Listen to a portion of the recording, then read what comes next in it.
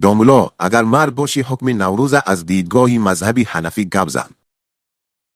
تو خودت اگر مرد باشی این سوال میرای مفتی سید مکرم میتی.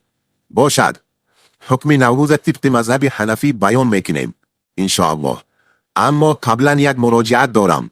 مراجعت به مفتی سید مکرم و سلیمان دولتو. شما که دم از حنفیت میزنید و مردم را به آن تاکید میکنید، چرا وقتی مسئله نوروز پیش می آید حکم آن را طبق مذهبی حنفی نمیگویید؟ حالانکه تمام فقهای مذهبی حنفی بر حرام و ناجائز بودن جشن نوروز فتوا دادند، اما شما برای جایز بودن آن فتوا می دهید.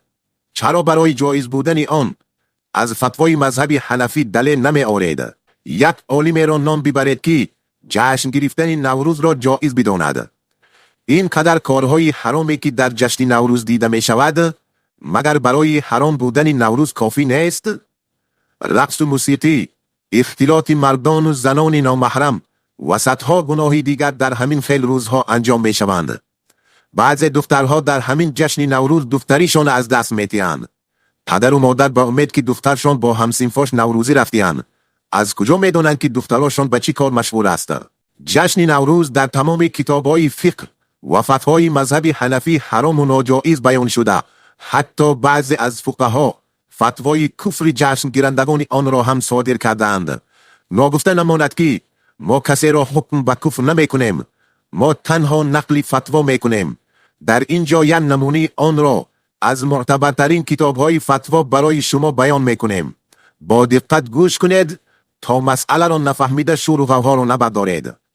در فتوای شامی، معتبرترین کتاب فتوا در مذهب حنفی، آمده است هدیه دادن به نام نوروز و مهرگان جایز نیست.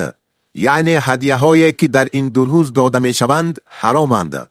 اگر کسی به قصد بزرگداشت نوروز و مهرگان به کسی هدیه بدهد، چگونه که مشرکان و مجوسیان آن را بزرگ می دانند، در این صورت کافر می شود.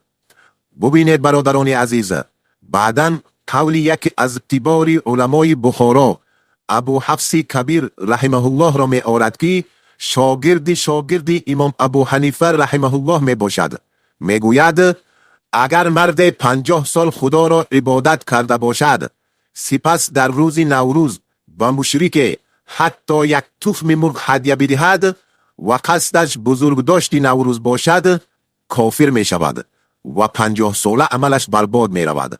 اما اگر آن را به مسلمان هدیه بدهد و قصد بزرگداشت نوروز را نداشته باشد، بلکه طبق عادت مردم انجام بدهد، کافر نمی شود.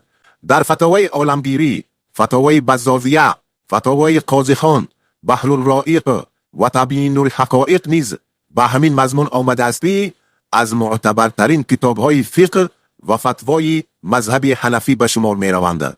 خلاصه، تمام فقهای مذهب حنفی به حرام بودن جشن نوروز اتفاق نظر دارند. هر کسی قبول نداشته باشد اختیار اوست، ولی فراموش نکنند که روز حساب و جزا در پیش است. والله اعلم.